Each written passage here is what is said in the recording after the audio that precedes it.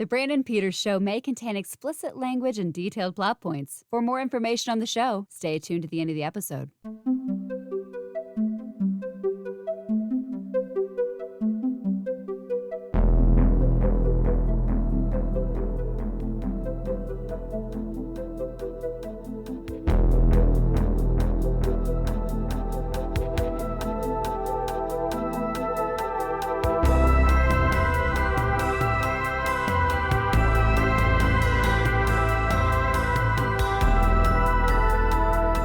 And now, here's Brandon.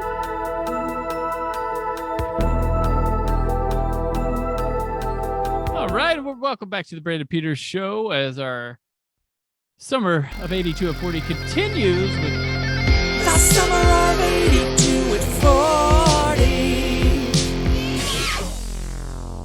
40. Closing with a song series.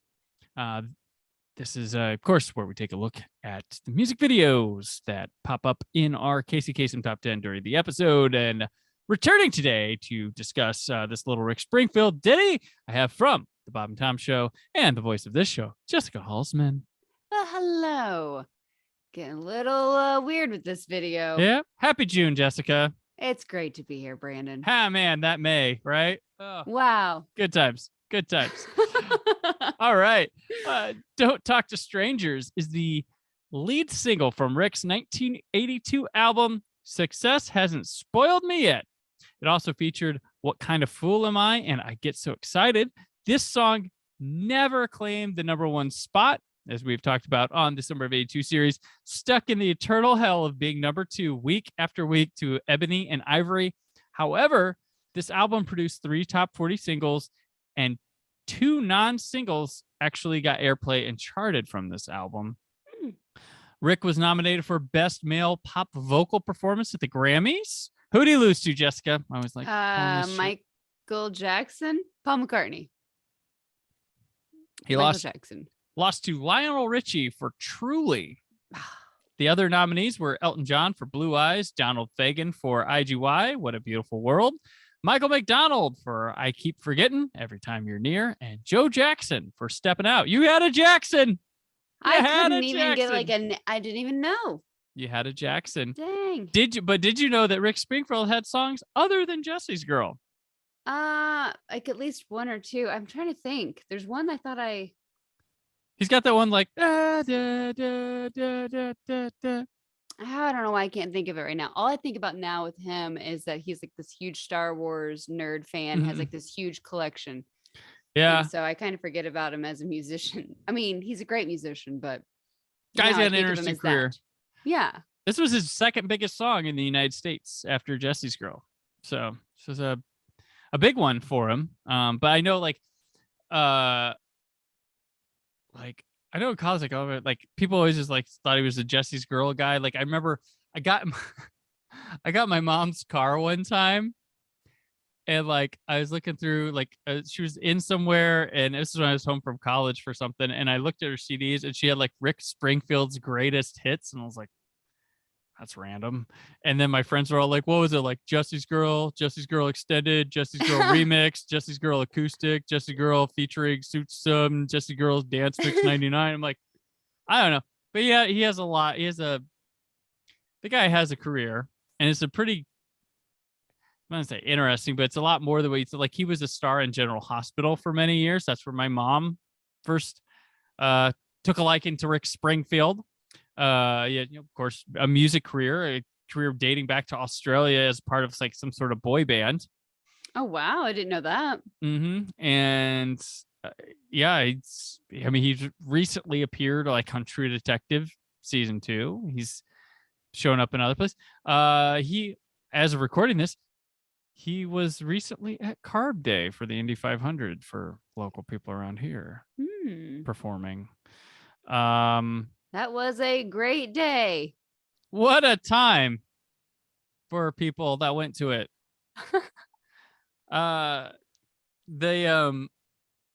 Weird thing with him, and we'll get to the song here in a sec, but when I first started at writing for whysoblue.com back in 9 years ago, I would have to take on some of the like lesser desired titles. I was a new guy, or I was hungry. I was like trying to prove myself, trying to take anything.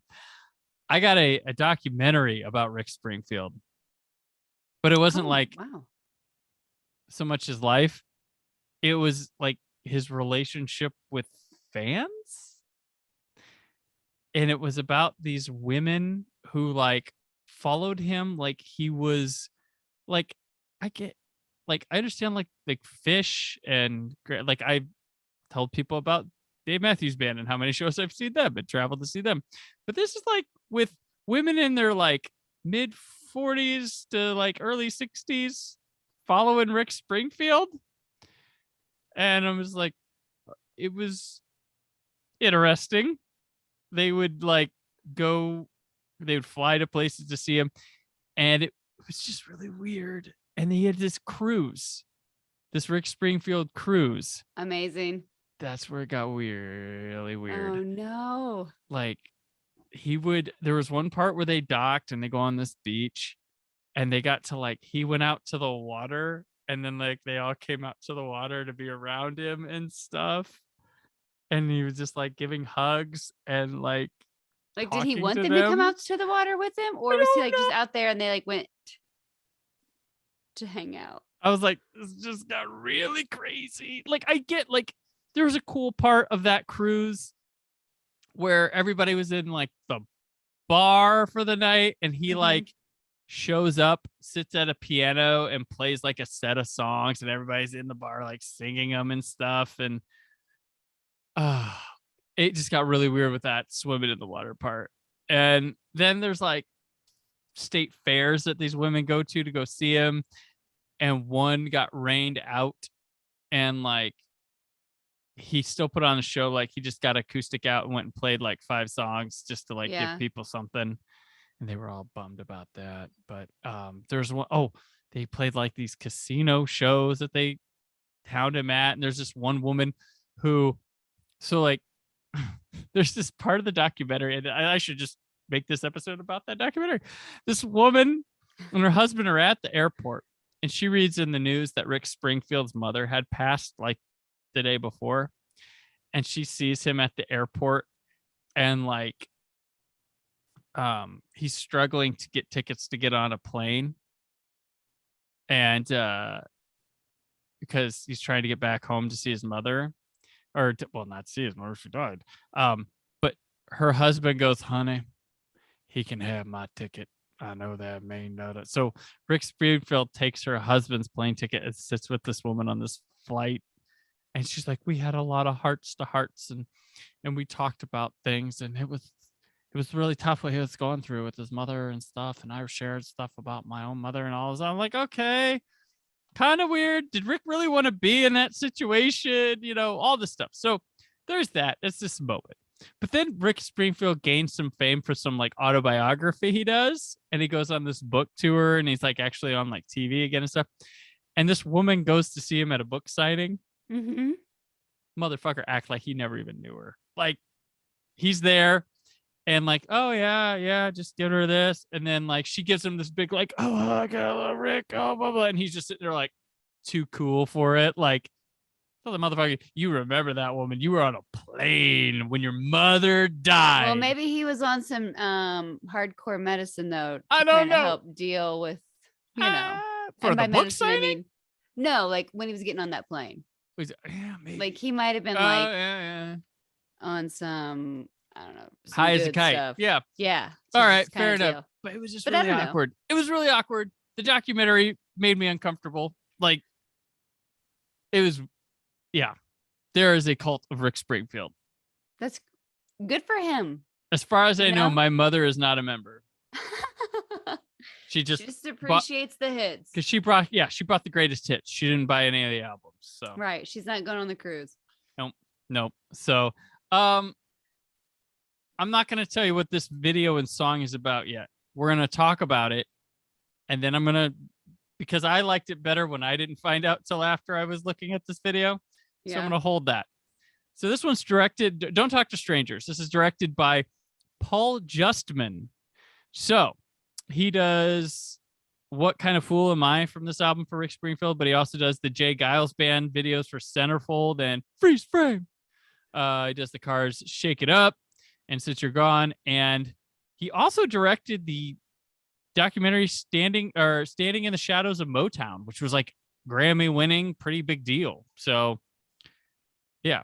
Jessica, describe this video. I want to hear your take on this. I don't even know how to describe it. It's just like a guy singing about, don't talk to strangers, but it appears that he is following a woman around as if he's stalking her, creeping in windows and creeping underneath tables and caressing her, but while she's trying to date other men. So he's just like following her. And when I think of don't talk to strangers, I think, when you're a kid, like, hey, don't you talk to strangers, you'll get hurt. So I didn't know if it was Ricky being a crazy ex, like not knowing how to let go of a girl, or if he actually likes a girl but has never told her because he's just a stalker. I don't know. Lots of things going on. And a little David Blaine action or whatever. Not David Blaine. Copperfield. Oh yeah. Point with like the match trick. Yeah, it's a very. I don't even know. I got a little weirded out. He was underneath the table at one point, caressing the leg, like hiding underneath the table while she's having dinner with another guy, and he's just like, "Here I am under here." And then she slaps the other guy, like, "Oh, you shouldn't be touching my leg." It's like, is he a ghost? Like, how is he doing this? So you're saying it was the same girl with different guys? That's what I was taking it as, the same girl. I felt like I saw like this. I couldn't tell if the girl at the beginning was the same as the girl in the hotel or the dining thing, but the guy at the dining and the hotel looked the same to me. Like, so yeah, okay, that's fair. So that makes some more sense with something. But okay. But yeah, at the beginning he's stalking this girl, like creepy. Like he's the guy that you don't want to talk to, and then like a random car picks up and gets her, and then there's a guy who talks on a payphone and she goes on a date with him. Like, it was like, was that the guy in the car? Or this is where I'm like, I don't. And he lights a phone on fire. He lights a phone on fire. He's like, that was the funny thing. Very magical. Mm-hmm. So like, and I was all confused, like, because like the couple looks like they're having a good time and it looks consensual in the hotel room. They're having like champagne. She takes off her shoes. When she takes off her shoes, guys, that's the sign. She's wanting it. Yeah. Like, even if she says no after, if the shoes were off, right? That's shouldn't have talked to a stranger, ma'am. Right. But the crazy thing, like Rick's not having any of this at all. He's like upset. And like he's even like calling the cops on the CB or something. Mm-hmm. He throws himself through a window of the motel, dude, right? Like they're starting to make out, and he's like, "No way, dude!" He jumps through that window like he's William Peterson in Manhunter, going after the Red Dragon, and like the Iron Maiden or Iron Butterflies play like dum dum dum. Have you seen Manhunter, Jessica? Nope. Oh, we need to fix that. It might be the best Hannibal Lecter movie. It might be the best Hannibal Lecter movie. I do think Silence of the Lambs is a masterpiece, but I also think Manhunter is a masterpiece as well. But yeah, I wrote in all caps, Jessica, what in the absolute hell was this video about, and what the hell was it trying to tell us? I have no idea. I was like, I'm getting all sorts of like the wrong messages. Like, are you trying to tell me these are right? Like, Rick, I don't think you're the good one here. Like, right. And, I'll give him props. That shot jumping through the window was pretty good take there. That red and stuff. But here you go, Jessica. Doing my research. The song and video is about Rick's own paranoia about his girlfriend, who he later married, being unfaithful while he's away. So he said, back then, I was scared that she was screwing around because I was doing the same thing. So now I'm like, okay. So he's projecting a little bit. He knows what he's doing, assuming well, Mhm. she's probably out there doing the same thing. Yep. That does make a little bit more All sense. right. So he's just imagining all these scenarios. Right. He's not imagining, or it's actually- like he's living his fantasy. Like, I knew you were like this. He's living it out through this video and through the Right. song. So that's what it's about. Which shame. But this is also going into lexicon, and I've talked about this a lot. The nameless women appearing in these music videos that we talk about a lot of the time. There are these like model women or women. Like I can't find anything about the woman who is in this video at all. Like, who was it? A name? Nothing. Like there's a load of it. Like this happened recently with Mike Vanderbilt and I this year when we talked about Cheap Tricks video. The woman in that prominently featured and all that. No name, nothing. No interview talks about her. No, Really? yeah. And I've found through history, there are tons of videos with like women characters or something in it, and there's no history on them.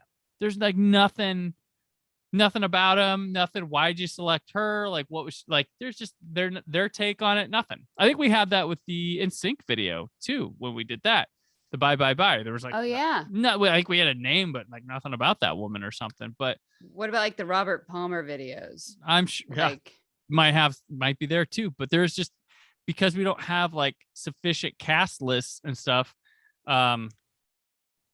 Yeah, like gosh. there's like a story to be told. Like I almost want to make a documentary on like trying to find these women from prominently displayed in music videos of the 80s and 90s that there's no tracking who they are. Was it Rick Springfield's actual wife? I think that would have been brought up girlfriend? somewhere in my research. That would have easily come up, but I don't think so. I'm looking at the picture of his wife, and I can't tell if that was her in the video or not. So sweet. Also, with the quality of these videos being 1980s video and probably mastered and stored on video, hard to tell too. Dang. Yeah, I can't tell. Well, have to look into that. Someone else can let us know if you know who. Yeah, the let woman us is, know. if that's Ricky's wife or girlfriend or whatever, or maybe her sister. I don't know. Some doppelganger. Yeah. Yeah. So, yeah, pretty exciting stuff here. Don't Talk to Strangers. It's a solid 80s song. Nice little follow up to Jesse's Girl. That anthem of his. But yeah. So that'll do it for this week on the show. And another week closed on the summer of 82 at 40. Jessica, you'll be back here in another couple weeks for some more fun. right. But until then, let people know where they can find you. You can hang out with me on Twitter at JN Alsman or Instagram at Jessica Alsman. And I'm also on the Bob and Tom Show Bits and Pieces podcast. So, yeah. How All about right. that? What about you, Brandon? Where you be? Well, today, if you're listening on the day this drops, I'll be at PopCon. You can come and visit me there. Jessica will be with me on Saturday, so she'll be with me there. Is that when you're gonna come? I don't remember. We haven't. Maybe we haven't. I don't think we even talked. We usually do Saturday. So Yes. Saturday. But I'll be at PopCon all weekend. So come and see me. Say hi. Have fun. Enjoy it. It's a good weekend. I love doing it, even though I get worn out as hell by Sunday afternoon. But it's a good time. You should come. But if you don't want me in person, you can find me on Twitter and Instagram at Brandon4KUHD. The show comes back on Monday with Scott and I here, going for the second week of June 1982. I'm going to guess because I don't have my schedule right up, but this could be the week of Con. So that might be there. Ooh. That might be this week. So till then, have a good weekend. Come see me at PopCon. And stay phone positive. The summer of 82 at